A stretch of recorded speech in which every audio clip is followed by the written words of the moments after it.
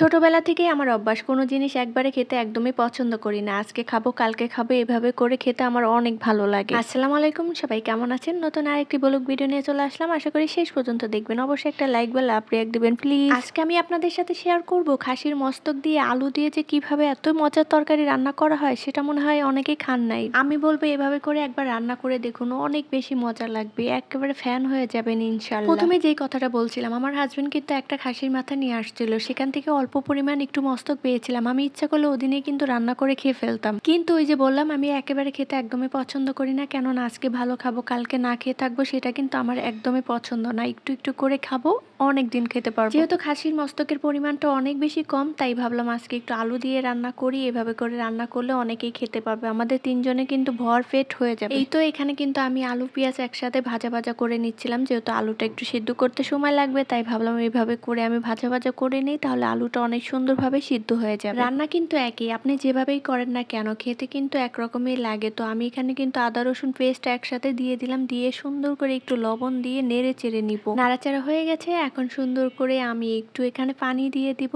এই পানিটা শুষে যাবে। তো আমি মাঝখানে কিন্তু হলুদ মরিচ ধনিয়া জিরাও দিয়ে দিব। মাসের কিন্তু শেষের দিকে চলে আসছে, ফ্রিজে কিন্তু তেমন কিচ্ছু নাই, তো এই আইটেমটা আমি আজকে করে দিলাম। আজকের জন্য এটা হয়ে গেল। যেহেতু হাজবেন্ডের শরীরটা ভালো না, এরকম মাখা মাখা ঝোল দিয়ে যদি সে ভাত খেতে পারে তার কাছে অনেক ভালো লাগবে। একটু ঝাল ঝাল করে রান্নাটা করে নিলাম। আমার হাজবেন্ড বলতেছে এইভাবে তো আমি কখনোই খাইনি, তারপরও কিন্তু অনেক বেশি মজা হয়েছে, অনেক পেট ভরে ভাত খেলাম, ভালো লাগলো। জ্বরের মধ্যে যে এতটা ভাত খাবো সেটা ভাবতেই পারি না, তাই বললাম আপুরা তোমরা একদিন ট্রাই করবে। যাই হোক, সব মশলা দিয়ে দিলাম, শেষে কিন্তু ধনিয়া জিরা হলুদ মরিচ সবকিছু দিলাম। এখানে কিন্তু আমি এক্সট্রা গরম মশলার গুঁড়াটাও দিয়ে দিলাম। এখন মস্তকটা দিয়ে দিব, অল্প পরিমাণ ছিল। এই তো যেহেতু মস্তকগুলো আমি দিয়ে দিচ্ছি, সুন্দর করে এখন নেড়ে চেড়ে নিচ্ছিলাম। নাড়াচাড়া হয়ে গেলে এরপর কিন্তু আমি ঢাকনা দিয়ে ঢেকে রান্নাটা করে নিব। মনে মনে একটু টেনশনে ছিলাম কেমন না কেমন হয়। আলহামদুলিল্লাহ, ঢাকনা তুলে আবার একটু নেড়ে চেড়ে দেখতে পেলাম অনেকটাই পানি শুষে গেছে। এই পর্যায়ে আমি একটু ভেঙে দিচ্ছিলাম, মস্তকগুলো শক্ত হয়েছিল আর কি দলা দলা হয়েছিল, তো ধরলেই কিন্তু গলে যাচ্ছিল। সুন্দর করে আমি মেখে দিচ্ছিলাম যাতে আলুর সাথে স্বাদটা অন্যরকম হয়ে যায়। আমি কিন্তু কোনোদিনও এইভাবে রান্না করি নেই, নতুন নতুন আইটেম করতেছি আর নতুন নতুন ভাবে শিখতে আছি। জানি না কেমন হয়েছে, তোমাদের কাছে কেমন লেগেছে অবশ্যই একটু জানাবে। এখন আমি ঝোলের পানিটা দিয়ে দিলাম, ঝোলের পানি দিয়ে সুন্দর করে নেড়ে চেড়ে আমি এখন ঢাকনা দিয়ে ঢেকে দিলাম। এরপর মাঝখানে একটা কাঁচামরিচ দিয়েছি, এই কাঁচামরিচের ফ্লেভারটা